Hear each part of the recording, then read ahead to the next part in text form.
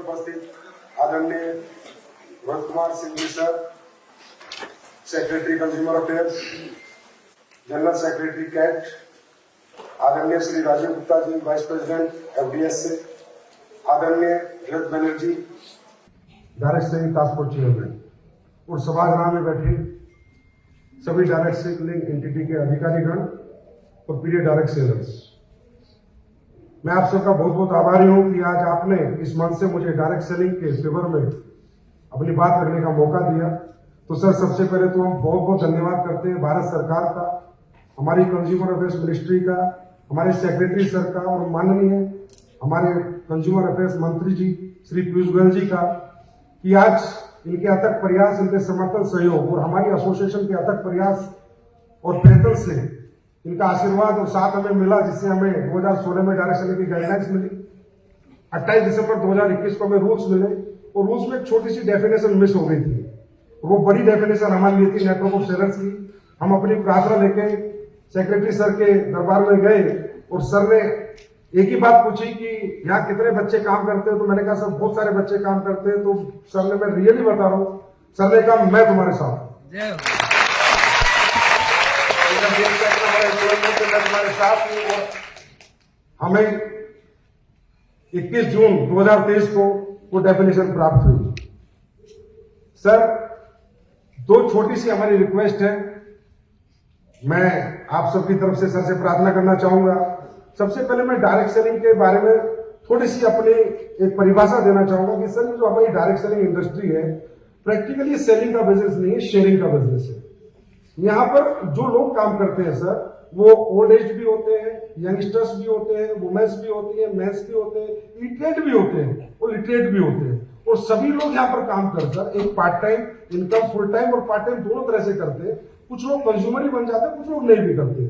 और सर, यहाँ पर कोई भी व्यक्ति एक अपना नेटवर्क डेवलप करके, एक रेम्यूनरेशन प्राप्त करके अपना भविष्य, अपना जीवन यापन करता है। तो सर, ये जो इंडस्ट्री है, यहाँ पर अगर कोई, मतलब ऐसा नहीं है कि यहाँ पर लिटरेट ही आएगा। अगर कोई भी यहाँ पर कामयाब है तो वो सेलिंग नहीं करना जानता, वो बीबीएमपी मार्केटिंग नहीं है, और वो प्रोडक्ट शेयरिंग करना जानता है। तो हमारी इंडस्ट्री में जो प्रोडक्ट है सर, वो सबसे मेजर फैक्टर है। अगर उसकी क्वालिटी है तो व्यक्ति लेता है, उसको शेयर करता है, और शेयरिंग करते करते एक नेटवर्क डेवलप हो जाता है और उसको रेम्यूनरेशन आने लगता है, जिससे वो एक अपना अच्छा भविष्य बना लेता है। तो इसी में सर, हमारी आपने एक बहुत अच्छे हमें रूल दिए सर, हम बहुत अप्रिशिएट करते हैं। लेकिन एक छोटा सा अमेंडमेंट हम चाहेंगे सर, आपसे प्रार्थना कर रहे हैं कि रूल 3 के सब रूल 1 में क्लोज डी में जो डेफिनेशन है सर डायरेक्ट सेलिंग एंटिटी की, ये मैं आपको प्रार्थना पत्र बाद में दे दूंगा सर। इसमें थोड़ा सा अगर क्लियरिटी आ जाएगी सर, तो इजीएस्ट हो जाएगा हमें इथिकल डायरेक्ट सेलिंग की तरफ से कदम बढ़ाने के लिए। हम ये चाहते हैं कि सर, हम इथिकल डायरेक्ट सेलिंग की तरफ जैसे 2-3 कदम बढ़ा चुके हैं, मजबूत कदम बढ़े, जिससे देश के और बच्चे यहाँ पर आए, एम्प्लॉयमेंट हासिल करें और लोगों को इस इंडस्ट्री पे भरोसा और यकीन है।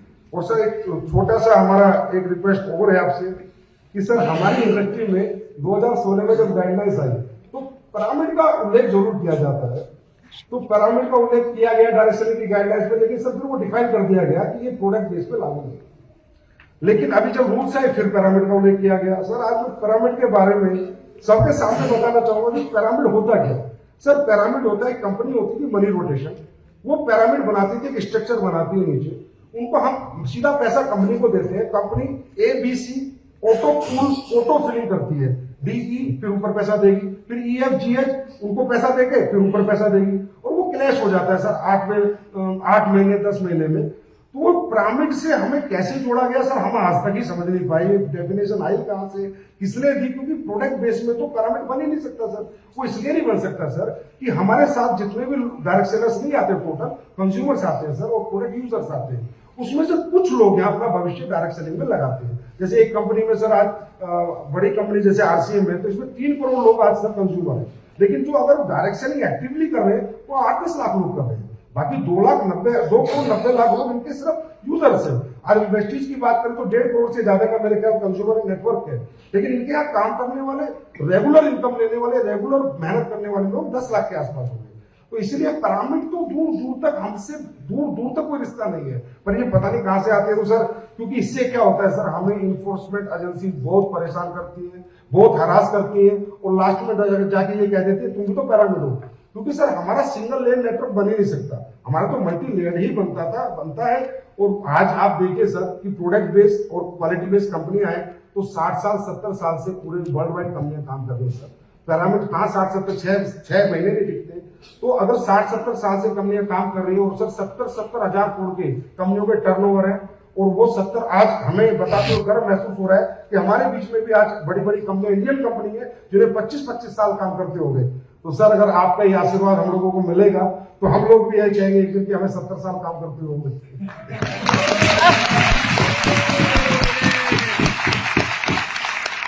तो सर इसी ये प्रार्थना हमारी आपसे है सर, और ये प्रार्थना हमारी, मुझे पता है सर आप जरूर पूरी करते हैं। जो भी हमने आपसे मांगा है आपने हमेशा स्वीकार किया है।